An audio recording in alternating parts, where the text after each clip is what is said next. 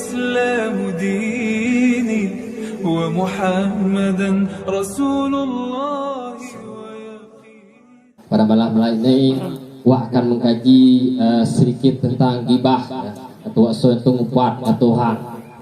Malam ini agak spesial karena Wak jauh-jauh undang materi dari Mesir, bahkan di pelosok Mesir ya loh guys. Yaitu akan yang akan disampaikan oleh Al-Alim Al-Alamah Al-Arif Billah insyaallah Profesor Al-Firqon Simatupang LCMA PhD. Kepada beliau waktu dan tempat dipersilakan.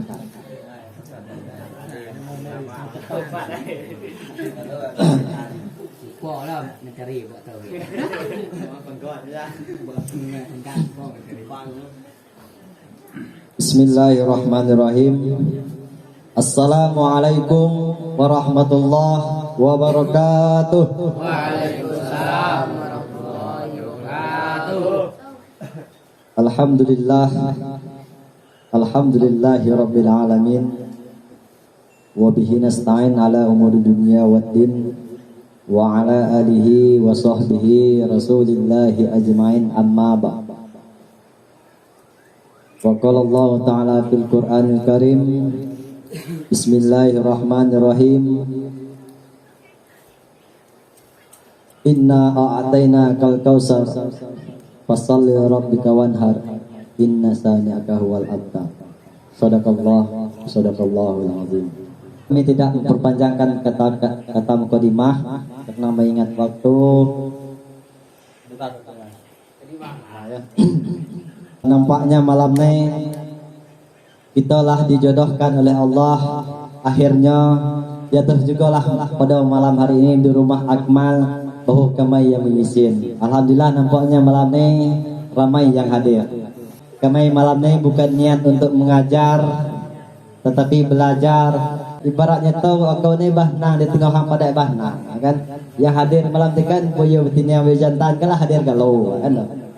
Pada bahna kalau tentu malam ni aku bukan mengajuk tupai pandai melompat, boyo yang pandai bahna, tetapi sama-sama belajar. Jadi baiklah, malam ni aku ditugaskan yaitu temanya tentang ghibah. Mungkin kita sudah pernah mengenang tentang ghibah.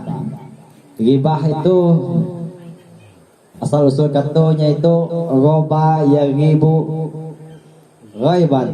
Ya, artinya ghaib, artinya tidak nampak oleh mata wa, tidak nampak oleh zahir. Seandainya kita mengatakan ghibah itu kan artinya itu ngatakan yang tak ada dia dok, ngatakan belakang itu ghibah.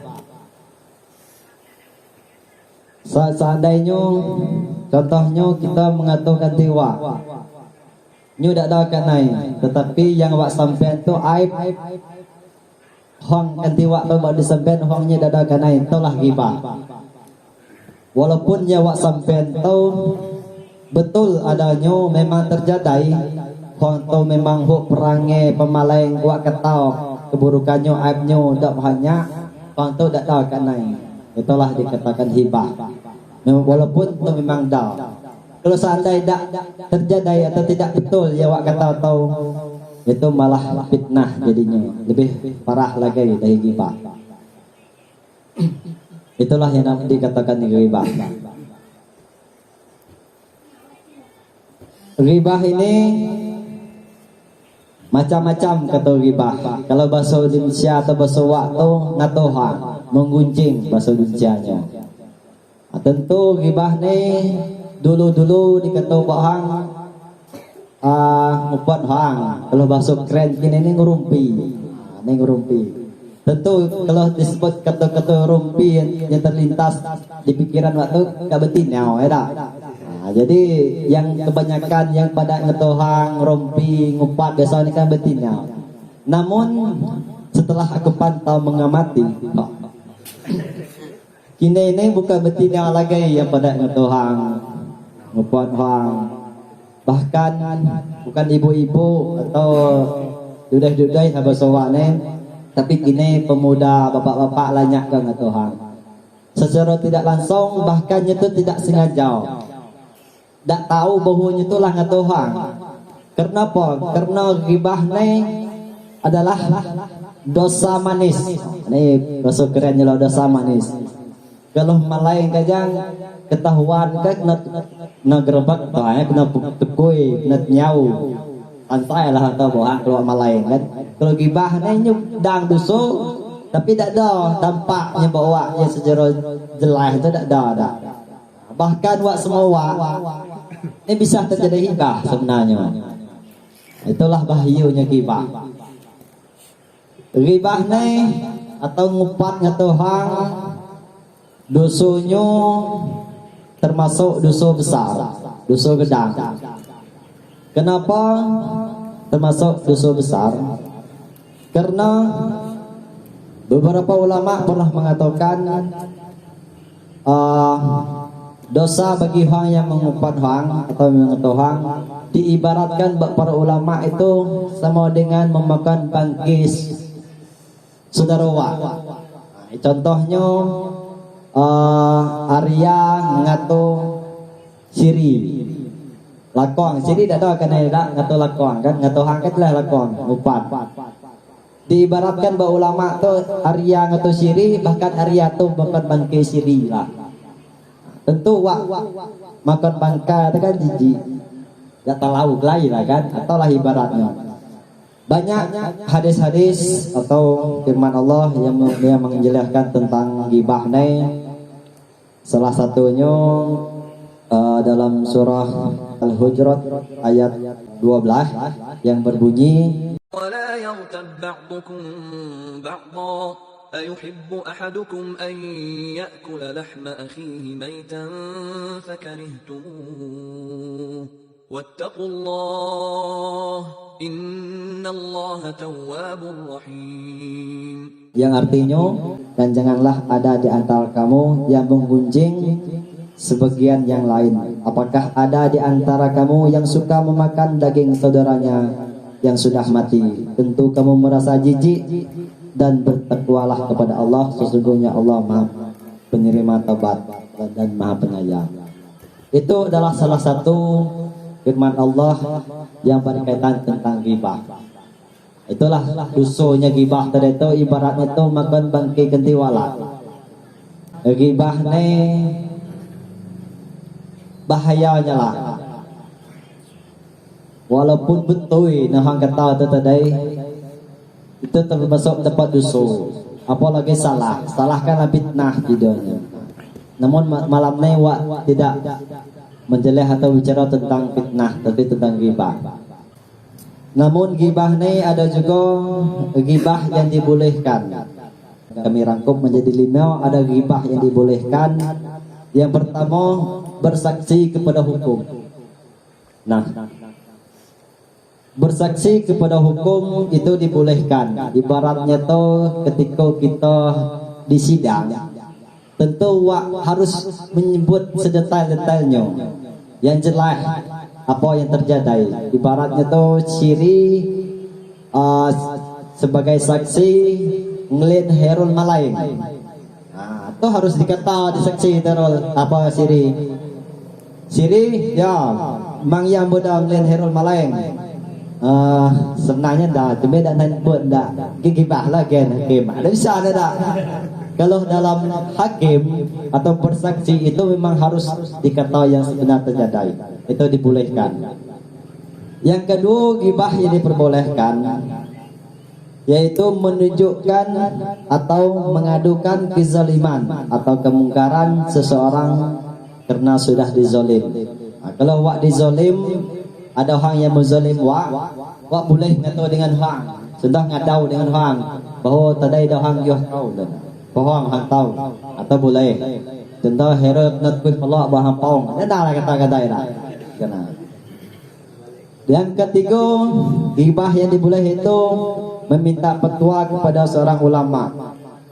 Nah, seandainya ada kantiwa, hang tu pada ngatuhang. Pada ngatuhang dilakon gosip, pada muka-muka aib kantai, kan aib kantai. Jadi wak boleh ngato nyonai tapi kepada ulama atau guhau lah kata wak kan ngato bau hang newo contoh jamin aku tiga agak salmaan tengku ko kanti ko jamin nai nyana pada nya ngato hang galau aib jari lah bukunya galau kan tahu galau bahang son. Jadi itu diperbolehkan karena niat jamin nai niat kau nai menancaro jamin nai tak ngaton tu lagi buah dong. Jadi minta segan dengan tengku yang nyeban kita niat. Tapi tengku lah kalau nyeban hanya. Nah, itu lah lain lor tu. Nah, itu boleh. 4 mata lah kata wak ni. Dan ghibah yang dibolehkan yang keempat yaitu ghibah kepada orang yang berbuat maksiat terang-terangan. Nah, maksudnya dalam sun wak ni di kampung Bahau lah kan ada orang yang bermaksiat lah terang-terangannya lah atau alaman kata anai alamin yang kan tandanya mat lah lim dek minum tua langsung kan lah cek siu lah kan atau ada orang yang menyebarkan apa nama tu bid'ah ajaran sesat lah banyak pengikut orang tahu sedangkan ajaran itu sesat. Nah, itu boleh kita mengatakan orang tahu terang-terangan atau mengatur keburukannya tahu dengan orang yang berhak atau orang yang pemangku kebijakan lah kan. Itu boleh orang ngatur dengan orang tahu atau kat Tok Riau lah, Tok Riau aja. Amat ni lah cik yo yang kini Tok Riau ya. Lali muda enam contoh kan atau lah apa lah. Kalau bisa teriak ketagai peringatan kat man, itu tak apa dah. Atau kalau tak tahu orang yang lok berat, masuk ke leson, itu ada juga bisa. Ada apa orang ada kata ria bawa dah lak tahu dah. Tak masalah dah. Cuma seperti yang melapor lah. Dan yang kelima atau yang terakhir ghibah yang boleh tahu yaitu untuk menyebutkan ciri-ciri seseorang. Maksudnya tu contoh ada seseorang orang tu belum terkenalnya lom, cuman dikenal bahwa orang tu Tengku Mahdi contohnya. Tengku Mahdi ni gak tingyut jalan, tingyut puang kumah dai contohnya kan. Ada orang pa dai hang balik kan. Beli singit taung pong namo Madi nao Madi na Madi napa ha tinyut tapi dengan niat ngatuk tinyut atau nyubuto atau kuduang dengan niat untuk menjelaskan dengan orang bahawa menentukan yang dikenal bahawa orang lah itu tak masalah. Tapi kalau niat untuk mengolok-olok atau mengejek ngatunya atau ya berdosa. Kalau niat untuk menjelaskan ciri-ciri orang itu tidak masalah. Itulah salah satu ada 5 ghibah yang diperbolehkan. Dan ada juga ghibah ni tentu dengan ghibah ni banyak dampak negatifnya. Yaitu dampak atau perbuatan ghibah ni ada 4. Yang pertama timbulnya permusuhan. Tentu kalau ada orang dapat beritahu tadi kan, ada andai ngatu wak di lakon kan kehangat wak tu. Tentu emosi kan. Jadi kalau wak pada ngatu hang atau ghibah gosip, salah satunya dampaknya ya musuh bertambah lah kan. Tambah musuh, banyak orang yang tak senang ke wak. Jadi itulah buruk dampaknya ghibah. Yang kedua dampak dari ghibah tu yaitu terzalimi dan merasa sakit hati. Jadi dah dampaknya tu orang yang buat kata tu nyu merasa sakit hati, bukan sakit badan tapi hati yang sakit. Menolong cara kan. Tentunya dalam niat agaklah kalau ketahu lah yang rasionya kan. Itu dampaknya. Yang ketiga dampaknya merusak kehormatan orang lain. Atau mungkin wak palah kalau wak ngatohang tentu wak ngatonya tu niat wak tu kan pihak derajat atau wibawa yang tu jatuh gugu tak dihargai guys. Contoh ngato tengok madi ya cik yo tengok madi ya tak tengok nai ya secara tak langsung niat wak tu nak menjatuhkannya tahu lah. Dan yang keempat yaitu memecah ukhuwah Islamiyah. Tentu kalau wak pada ngibah ngatu hang gosip tentu silaturahmi keakraban emosional wak dengan kantai tentu lah buah.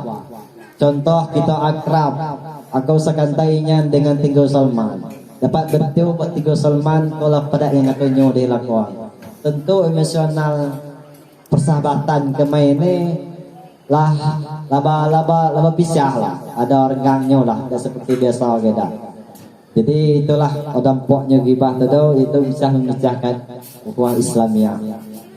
Mungkin itulah terima kasih atas perhatian gantai-gantai. Mohon maaf jika ada kesalahan. Seperti itulah yang kami sampaikan. Kami akhiri wabillahi taufiq wal hidayah. Assalamualaikum warahmatullahi wabarakatuh. سبيل الدموع سبيل مريح تنهدى يا صاحي كي تستريح وبث